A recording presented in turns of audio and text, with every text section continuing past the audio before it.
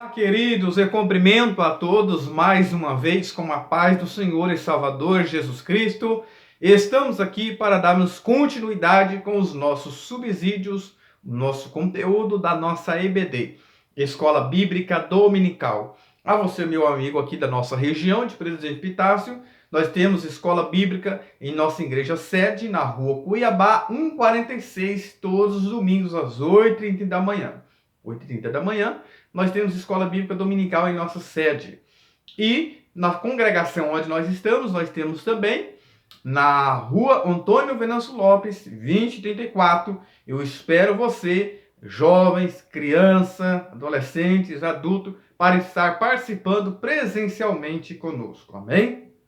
E dessa feita, isso aqui nós sabemos que é apenas um aperitivo, né? Um aperitivo é apenas um preparo para a aula de domingo. Muito bem, nós vamos estudar hoje a lição, né, que é a lição de número 9, que vai nos falar sobre o tema A Igreja e o Sustento Missionário. A Igreja e o Sustento Missionário. Nós já tivemos a lição passada, que foi a lição de número 8, que falou sobre missionários fazedores de tenda.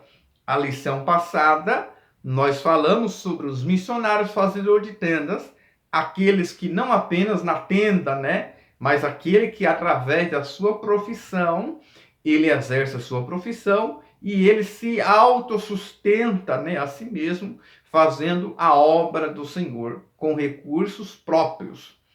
E hoje nós vamos focar mais nos recursos que a igreja deve contribuir para o sustento missionário. Já falamos em algumas lições aqui, que se a igreja envia, por certo, ela tem que responsabilizar pelo sustento missionário. E a lição de número 8 falou, né, sobre o missionário fazedor de tendas. É aonde que você não sai da sua profissão, né, não sai da sua profissão, não abandona para ficar somente na obra, ainda que Paulo disse que aqueles que trabalham integralmente, eles devem ser sustentados, mas nós vemos o apóstolo Paulo ele trabalhando, né? Nós vemos o apóstolo Paulo trabalhando ali em Éfeso, em Coríntios ali, em Tessalônica, nós vemos o apóstolo Paulo trabalhando, mas ele explicou algumas razões que levou ele não arrecadar dinheiro da igreja de Coríntios, porque sabemos que ele percebeu que eles eram um pouco interesseiros e não quis ficar devendo para eles. Então, nós, missionários fazedores de tendas, né? Você pode servir a Deus através do seu serviço. Eu não sei se é crochê, eu não sei se você é um advogado, se é um grande empresário, né? Quem sabe é um doutor, um médico, né? Não sei. É um trabalho que você vai fazer, quem sabe em alguns lugares não entra como missionário, mas através da sua profissão você entra e você vai exercer o trabalho do Senhor. E falamos também que o trabalho não foi criado pelo diabo, não foi o pecado também. O pecado, lógico, que veio mais consequências drásticas, né? Veio mais pesaroso, né? Mais doloroso. E é necessário para a nossa sobrevivência. Nós sabemos que Deus criou o homem para trabalhar, para uma atividade. E o comentarista até traz na lição que todo judeu, né, rabino, que era ensinado pelos grandes mestres, que todo aquele que estuda a lei, zeloso na lei, como era o apóstolo Paulo na palavra do Senhor, ele tem por dever de também procurar uma profissão, ou seja, caçar o que fazer, um profissionalismo, para ele não ter tempo para pecar. E aí surgiu esse ditado, né, que mente vazia, oficina do diabo no Brasil. E esse ditado, ele está se enlastrando a cada dia. E é exatamente essa ideia que tinha. Eles tinham que ler a lei, a palavra do Senhor, e não ficar ocioso, desocupado, para não pecar. E nós sabemos que Deus, quando criou o homem deve ter uma ocupação. Nós vemos lá em Jonas 1:8. Onde perguntaram ali os marinheiros, que ocupação é a tua? Ou seja, o que você faz da vida? Então o homem deve ter também uma ocupação, alguma coisa que ele faz, não sei.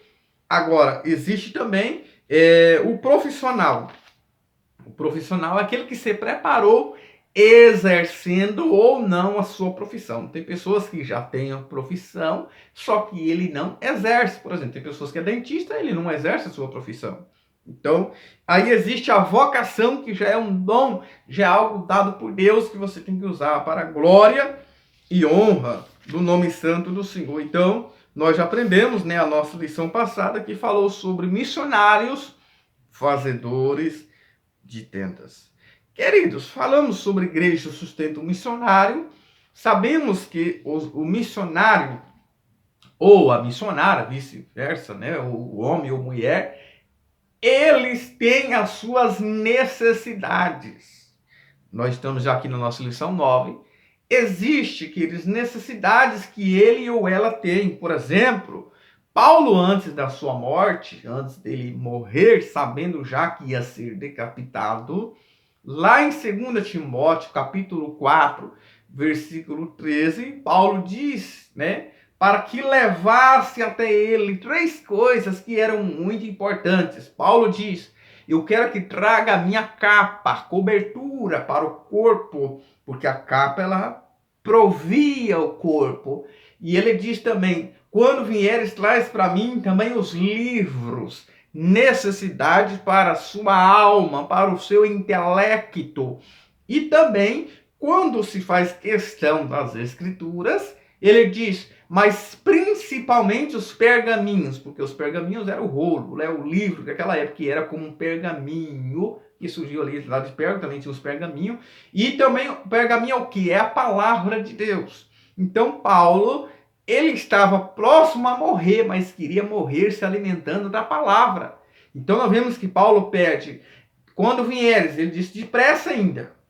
Ele sentia necessidade afetiva, porque depois ele pediu às pessoas também. E o ser humano, missionário, não pode ser abandonado, ele não pode ser abandonado pela igreja. Deve sempre visitar, porque Paulo diz para que uma pessoa, né, Marcos, fosse com ele, porque era muito útil para o seu ministério.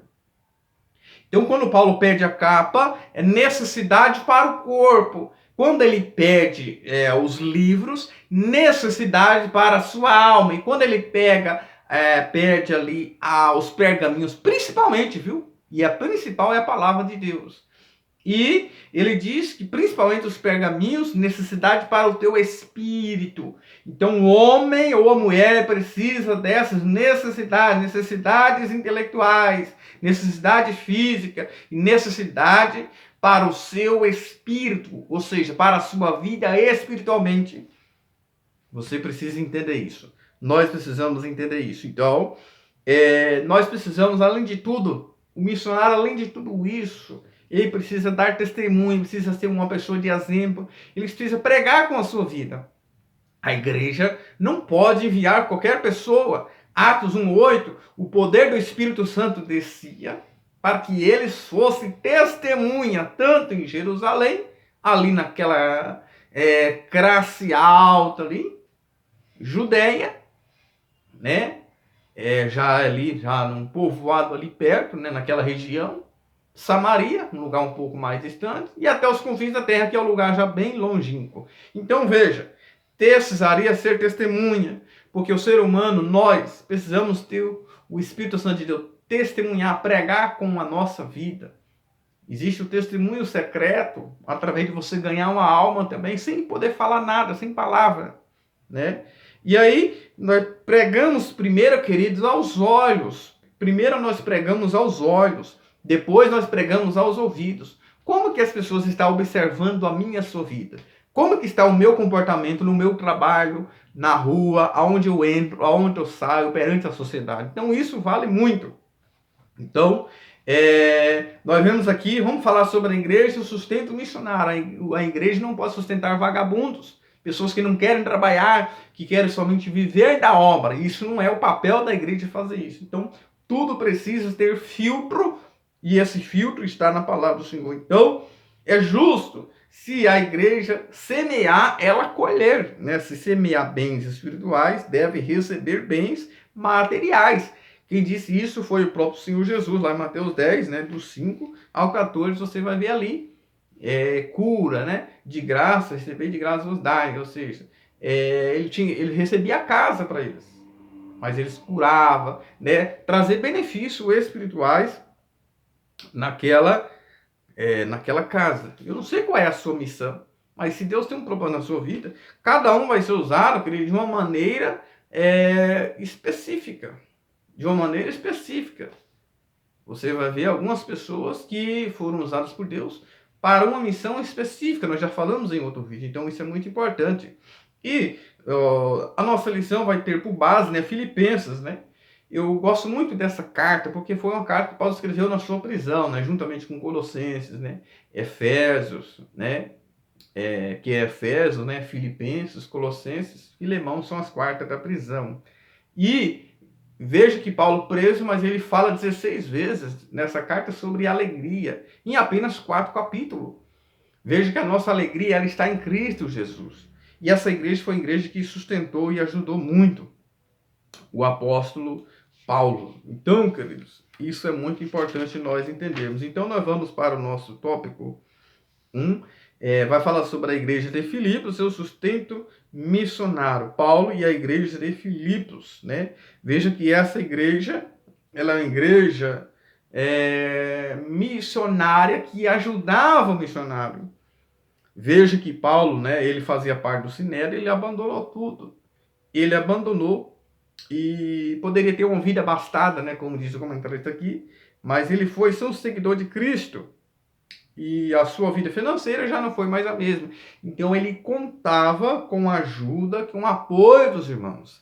Lá em Gálatas 6, versículo 7, vai falar sobre a semeadura. O que semeia, você vai colher, queridos, porque a semeadura ela é opcional.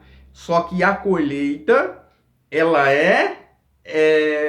como se diz, inevitável. Você vai colher. É o que Paulo diz lá em Gálatas 6, tudo que o homem semear, ele vai colher. Isso é em todas as áreas, e não é somente na área da finança, não, é em todas as áreas.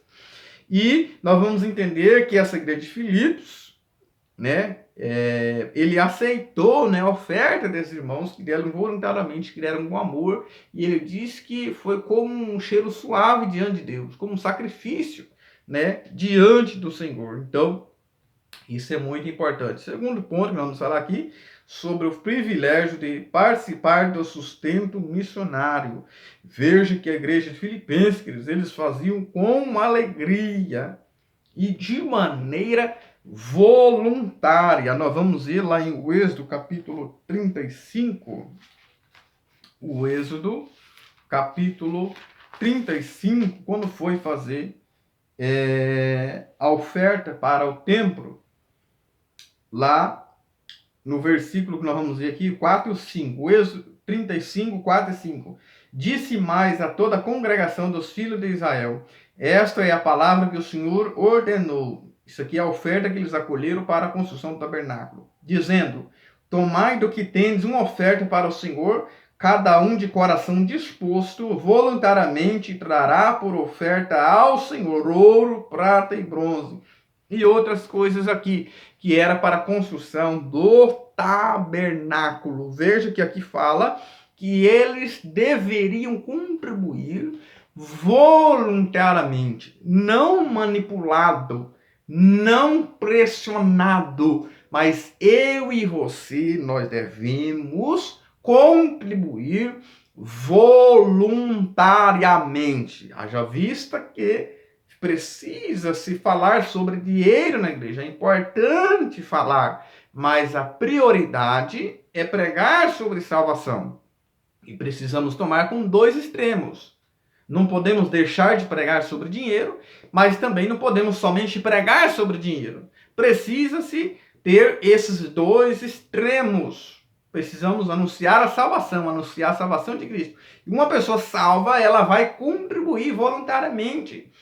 Nós vimos quando Jesus teve um encontro com o Zaqueu, Jesus entrou no coração e depois entrou no bolso de Zaqueu, entrou na mão de Zaqueu. Veja que Jesus, ele não pediu, ele não exigiu de Zaqueu. Ele que por si mesmo disse: eu tenho defraudado alguém, eu quero retribuir 4 vezes mais. E eis que dou metade dos meus bens aos pobres. Ou seja, Jesus não exigiu, mas ele por si mesmo fez. Por quê? Porque foi ato voluntário, porque nós já entendemos alguns santos, precisamos orar e interceder, mas também precisamos semear. É a esfera do sustento missionários, que nós vamos ver aqui, que é a chamada subsistência, né? Que o missionário precisa. Precisa de o quê? De um planejamento, né? Um financeiro, né? Por quê? Você vai enviar um missionário, tem o quê? Tem alimentação, tem moradia, tem transporte, tem necessidade de diferentes naturezas. Por quê? Precisa se fazer, queridos, um rigoroso planejamento, né? O país, o lugar que está indo, como que é, quais são as suas necessidades. Então precisa, queridos, se fazer tudo isso. Nós vamos ver, queridos, que a igreja de Coríntios, ela tinha todos os dons, nenhum dom faltava, Paulo diz. Está lá em Coríntios, 1 Coríntios. Nenhum dom faltava. Tinha todos os conhecimentos acadêmicos da época, mas era mão de vaca, como se diz um ditado. Eles não gostavam de semear. Veja que Paulo recebe ajuda ali de Filipos, recebe ajuda de Tessalônica ali, de Bereia, né? Essas igrejas de Macedônia, que sempre ajudou o apóstolo Paulo.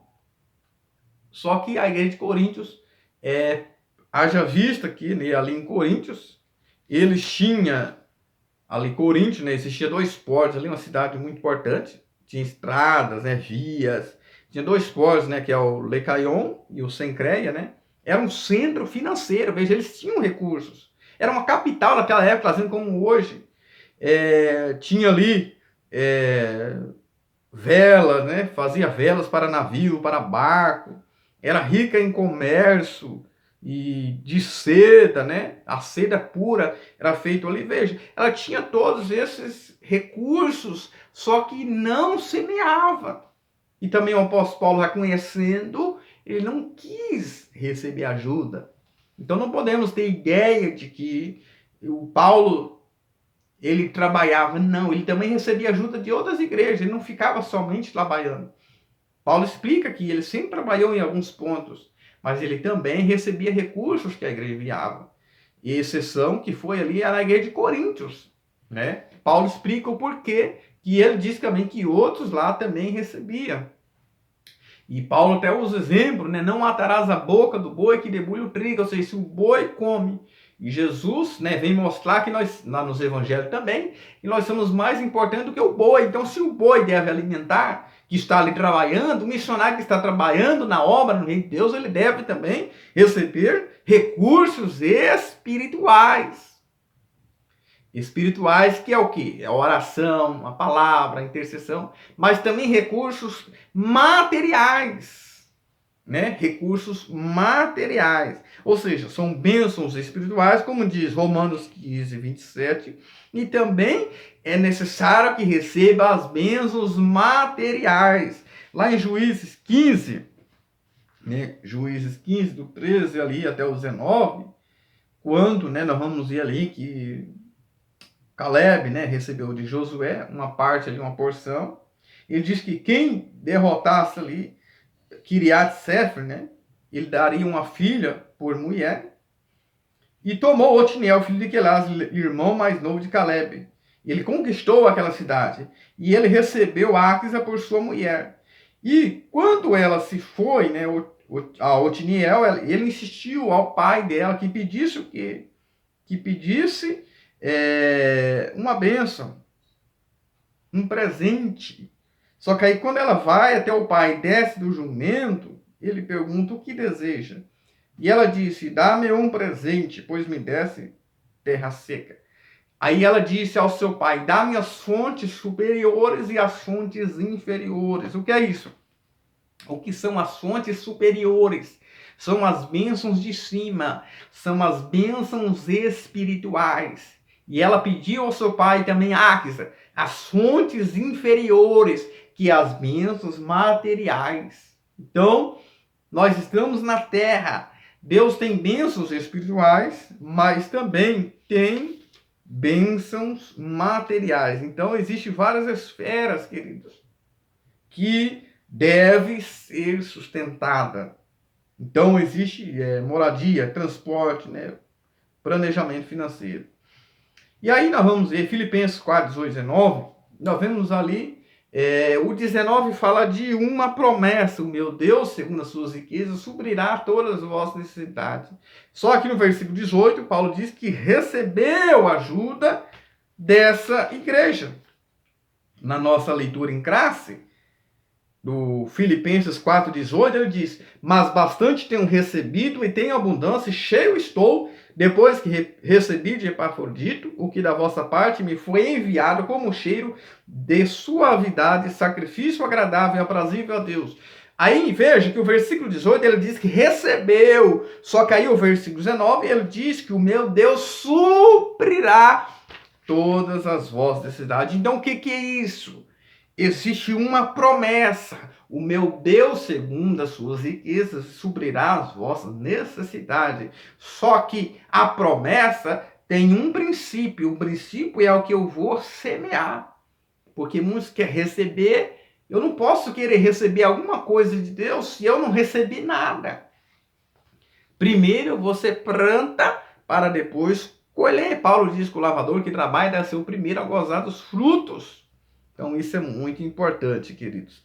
Princípios básicos acerca do sustento missionário pela igreja. O custo financeiro.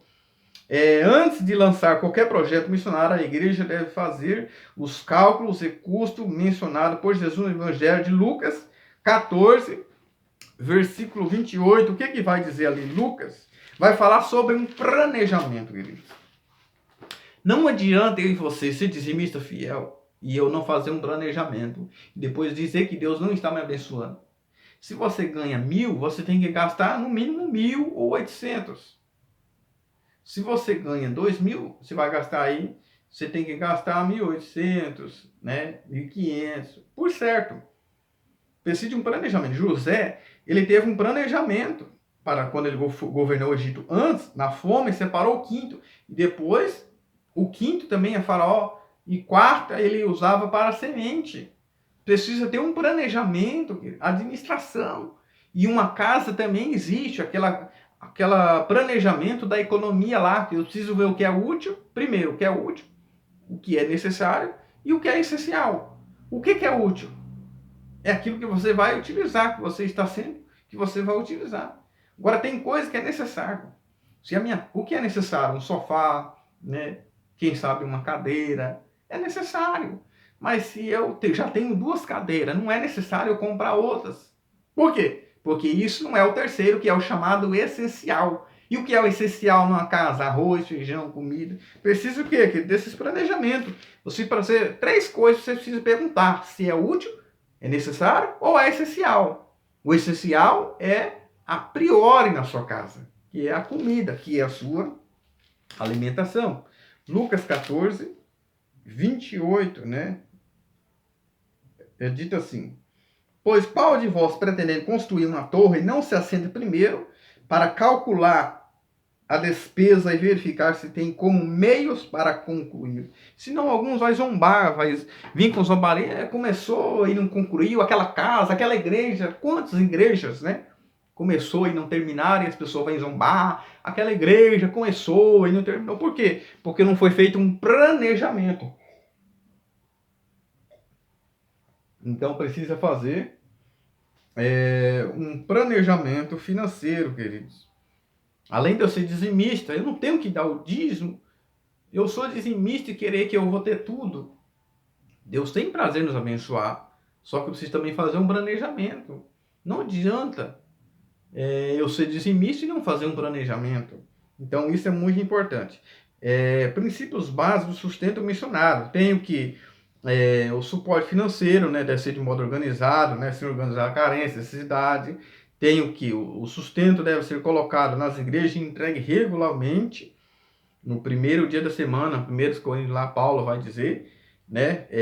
O sustento de missões é uma resposta voluntária dos fiéis que, em gratidão a Deus pela salvação, apoia a proclamação do evangelho. Se você não está lá, mas você está dando um apoio, o sustento, né, que é o suporte que nós estamos estudando aqui. E além de tudo, né, todas as tratativas, né, a acordadas com o missionário e sua família, né, os envio deles, né? Se precisar fazer um contrato, né, fazer um acordo, né? Compromisso e dever ajustado periodicamente de acordo com o exame criterioso dos custos da obra a ser desenvolvida, tais como transporte do missionário até o local da atuação, moradia, educação, saúde e tudo que esteja relacionado à instalação naquele país. Então, tudo isso, queridos, precisa se fazer, né, esse custo, né, do sustento missionário. E o missionário também, nós já damos outra lição, que ele tem que também usar a sua fé, que Deus pode usar alguém lá para abençoar a sua vida. Quem sabe a igreja não pode mandar 1000, ela manda 500, ela vai mandar aquilo que ela pode. Tem igrejas que não podem, outras já podem, e muitas vezes, como a igreja de Coríntios, mas não contribui. Se fecha, e a igreja não pode se fechar para o missionário, porque são muitas almas que estão morrendo. Eu estava ali no Gideões, em Gamboreu, e um ano ali, teve um ano ali, se eu não me engano foi em 2014, que teve um tema lá que falou sobre não vir as costas para um clamor de alguém que está em agonia. Tem muita gente morrendo, tem pessoas em agonia, que precisa da minha, da sua ajuda. Terceiro ponto, o apoio é fiel e permanente, ou seja, eu não posso começar e parar, né? Filipenses 1:6 diz, aquele que começou boa obra começará ou completará, ou seja, está falando de Jesus, mas eu também devo fazer isso. O que eu começo, eu não posso abandonar o obreiro, abandonar a sua família, a igreja não pode fazer isso, né? Então preciso o quê? Perseverar no apoio, na oração, na doação. É o comentarista aqui está dizendo. Jesus diz, Mateus 5, 26, 21, onde está o tesouro, está o seu coração. Eu não posso ter o meu coração preso no dinheiro, somente pensando nas coisas materiais. E isso é o mundo que nós estamos vivendo, pessoas egoístas, pessoas individualistas. E a pessoa que não ajuda no sustento missionário, ele é um individualista. Precisamos semear e também usar a nossa fé. Eclesiastes 11, lança o teu pão sobre as águas e depois de muitos dias o acharás. E o pão ali não é o pão de padaria, pão ali é traduzido como grão, porque era o costume nos egípcios ali, eles semear a semente, porque tinha as águas altas e quando o tempo que a água baixava. Quando as águas estavam altas, muitos não vou semear não, a água está alta. Mas o que Salomão está dizendo, lança. É um desafio, porque semear no reino de Deus, na obra do Senhor, é um desafio, queridos. Nós estamos de um desafio e exige fé, exige o lançar é usar fé. Que o acharás o quê? Retornará para você novamente, porque o reino de Deus é um retorno.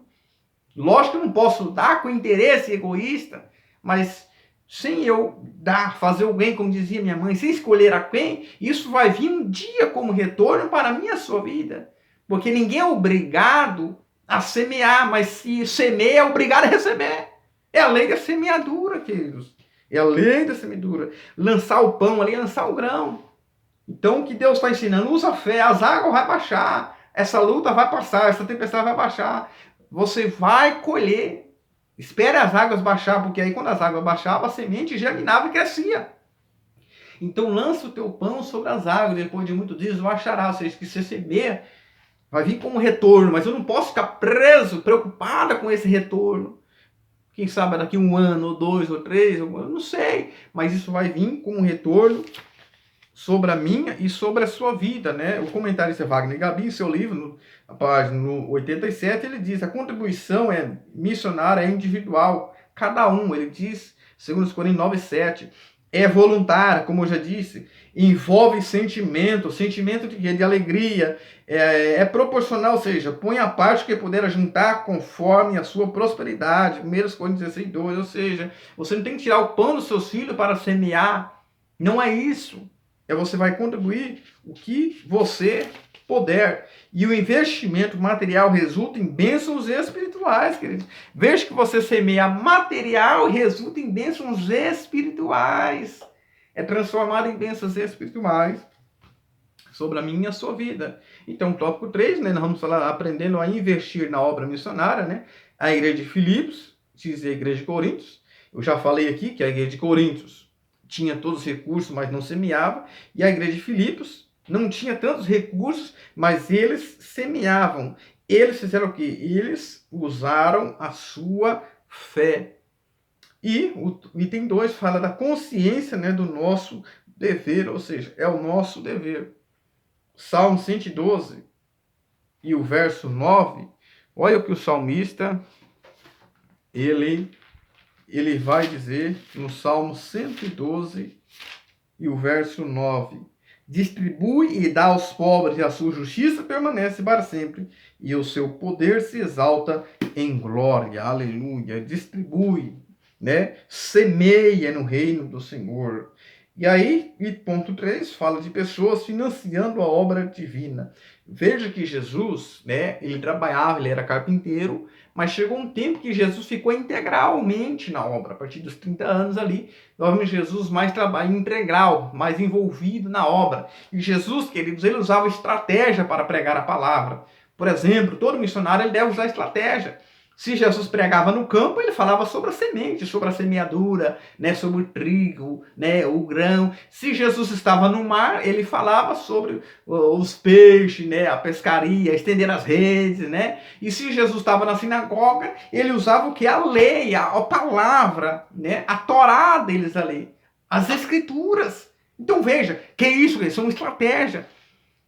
E Deus vai te dar estratégia, Deus tem dado estratégia para o povo, porque existe em muitos lugares que a igreja não tem acesso. Muitas vezes somos proibidos de fazer culto em alguns lugares, muitas vezes somos proibidos de usar som, mas nós vamos usar todas as estratégias. Lucas 8, vemos algumas mulheres que serviam Jesus com seus bens. Com seus bens. Ou seja, precisamos, queridos, entender que tem lugar que pessoas não são alcançadas. E tem pessoas que não é ainda integradas. E nós precisamos fazer isso, alcançar essas pessoas e que nós pudermos entregar, nós vamos integrar, nós vamos discipular, nós vamos pregar. Precisamos fazer o papel do bom samaritano. Passou o sacerdote, passou o levita, passou de longe, mas o bom samaritano, ele se aproximou do que está caído e ferido. E esse é o papel do missionário, esse é o papel da igreja, se aproximar. Porque se você não se aproxima, você tira um diagnóstico precipitado. Caiu porque quis, deixa morrer, deixa para lá. Mas não, se eu passar de largo, eu vou tirar diagnóstico precipitado. Mas se eu se aproximar como bom samaritano, eu vou estar perto, eu vou estar vendo aquela necessidade e eu vou socorrer com vinho e com azeite as ataduras. E aí eu preciso usar os dons e talentos, né? Que são para se servir, mas muitas vezes essa pessoa que canta esses dons e talentos cobra milhões para cantar, meus dons e talentos são para te servir. Será? Cobra 10, 20 mil para cantar em show e diz que os dons e talentos são para te servir?